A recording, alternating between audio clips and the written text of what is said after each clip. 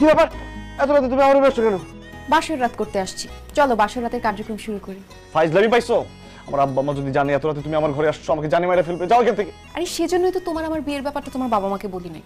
তোমার বাবাকে একটুখানি ইমোশনাল ব্ল্যাকমেল করেই আমি তোমাদের বাসায় ঢুকে গেছি। এখন তুমি যদি আমার সাথে বাসর রাত না করো তাহলে আমি তাদেরকে সত্যি কথাটা বলে দিব। আমি বলে দিব আমাকে রেখে পালিয়ে যাও আমার সেই স্বামী আর কেউ না তুমি।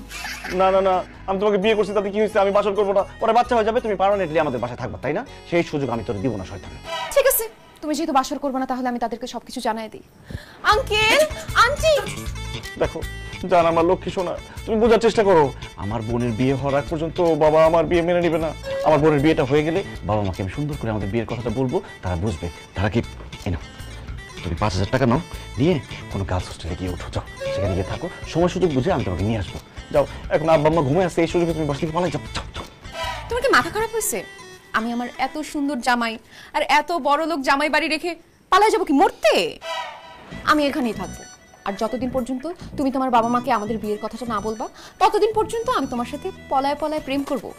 পালিয়ে পালিয়ে প্রেম করার কিন্তু মজাই আলাদা, বোকাটা বুঝে না। বুঝি, আমি সবই বুঝি। এবার প্রেমের মজা আমি তোরে বুঝাইতেছি। তুই বাড়ি থেকে বেরোবে না তো, তোর বাপ বাড়ি থেকে বেরোবে। বেরো হারামজাদি, বেরো বেরো বেরো। না না না না, আন্টি আপনি যা দেখছেন তাই, ও আমার সাথে জোরাজুরি করতেছিল। কি তুই জোরাজুরি করতেছিলি? আর তুমি এত রাতে ওর ঘরে আসছো কেন? আমি আসি নাই তো আন্টি, সে আমাকে জোর করে নিয়ে আসছে। আমি বাঁচাও বাঁচাও করে চিৎকার করতে নিছি, সে আমার মুখ চেপে ধরে তারপরে নিয়ে আসছে।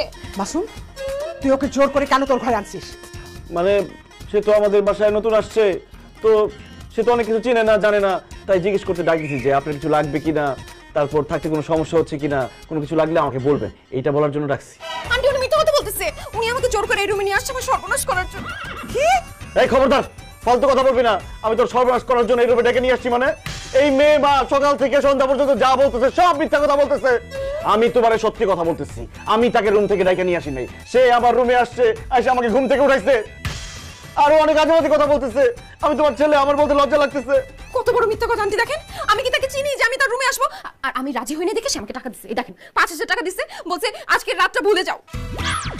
এরপর আমি রাজি হইনি দেখে সে আমাকে জোরাজুরি করতেছিল। আর বাকিটা তো আপনি এসে দেখলেন। আপনি আজকে না আসলে আমার সর্বনাশ হয়ে যেত।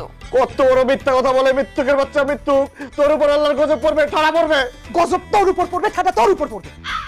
সুন্দরী মেয়ে দেখলে মাথা ঠিক থাকে না, না? তার মেরে ফেল, শেষ করে দেন আজকে। ঠিকই আছে, ঠিকই আছে। এই, কই যাবেন? আমি ধরছি।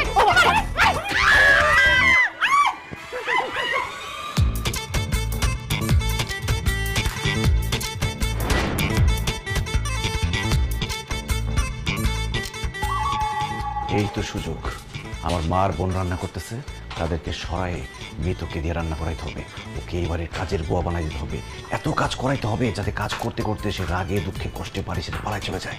হায় হায় মা, তোমরা সব কি করতেছো? বাড়িতে কাজের মেয়ে থাকে, তোমরা কেন রান্না করতেছো? কাজের মেয়ে কোথায় পেলি? সবসময় তো আমি আর মাহি রান্না করি। আরে মা, যে মেয়েটাকে তোমরা আশ্রয় দিছো সেই মেয়েটাই তো কাজের মেয়ে। ভাইয়া, মাহি আপু আমাদের গেস্ট হয়, সে আমাদের বাসায় কাজের মেয়ে না। অবশ্যই সে কাজের মেয়ে। আমরা তাকে চিনি না জানি না, কোত্থেকে উইরা এসে জুইরা বসছে আমাদের বাসায়। আমার বাপের টাকা সে বসে বসে খাবে, সেটা আমি হইতে দিব না। এই বাসায় থাকতে হলে তাকে কাজ করে খাইতে হবে। মিতু, এই মিতু, কোথায় তুই? বেরিয়ে আয় শয়তান। ভাই আমাকে ডেকেছেন? এই খবরটা তুই আমাকে ভাইয়া বলবি না। তুই এই বাসায় থাকতে আমার মার বোন কেন রান্না করতেছিস? এখন থেকে আমার মার বোন যাতে রান্না করে না ঢুকে, সব রান্না তুই করবি। আর যদি দেখি যে তুই রান্না করিস নাই, তাহলে একদম লাঠি মেরে বাসা থেকে বের করে দিব। আমার মার বোন শুধু আরাম করবে। কি ব্যাপার, তোমরা হাসতেছো কেন? তুই যে ওকে রান্না করতে বলেছিস, আজকে সব রান্না ওই করেছে, বুঝলি? সকালে উঠে দেখি সব রান্নার আয়োজন শেষ। আমি আর মাহি হেল্প করতে গেছি, সেটাও করতে দেয়নি। আবার বলতেছিস মিতু রান্না করবে, আমরা হাসবো না? কি বলতেছো মা? সকাল থেকে সব মিতু রান্না করছে, তাহলে রান্নাঘরে ঢুকে ওকে আমি দেখলাম না কেন? আমি একটু মশলা আনতে গেছিলাম ভাইয়া। আপনার আমাকে নিজের থেকে রান্না করার কথা বলার দরকার নেই, আমি নিজেই রান্না করব। আপনি এখন আসতে পারেন। কিসের আসবো মা? তুমি ওকে রান্না করে না, ও রান্না পারে কি পারে না আল্লাহ জানে। পরে দেখা গেল খাবারের মধ্যে হলুদ মরিচ বেশি দিয়ে দিচ্ছে, আবার এমনিতেই পেট খারাপ, পরে আর বেশি পেট খারাপ হয়ে যাবে। এই, তোর রান্না করতে হবে না, তুই রান্নাঘর থেকে বেরো, যা বেরিয়ে যা। আমি রান্নার উপর কোর্স করেছি, আর বাসার সবসময় রান্না তো আমিই করতাম, সো রান্নার ব্যাপারটা আমি খুব ভালো মতো জানি। আন্টি, আপনি বলবেন নাকি আমি বলবো? মাসুম, মিতু খুব ভালো রান্না করতে জানে। আজকে সব নতুন রেসিপি দিয়ে রান্না করেছে, তুইও রান্না খেলে পাগল হয়ে যাবে। আমি সুস্থ আছি, ভালো আছি, ওর রান্না খেয়ে আমি পাগল হতে চাই না। এই তুই রান্নাঘর থেকে বেরো, যা বেরিয়ে যা। আন্টি, ওনাকে রান্নাঘর থেকে বের করবেন নাকি আমি ঘাড় ধাক্কা দিয়ে ওকে বের করবো? মানে মিতু আপু, তুমি শান্তিতে রান্না করো তো, আমি আর মা ভাইয়াকে বের করছি। মা ধরো তো তোমার ছেলেকে।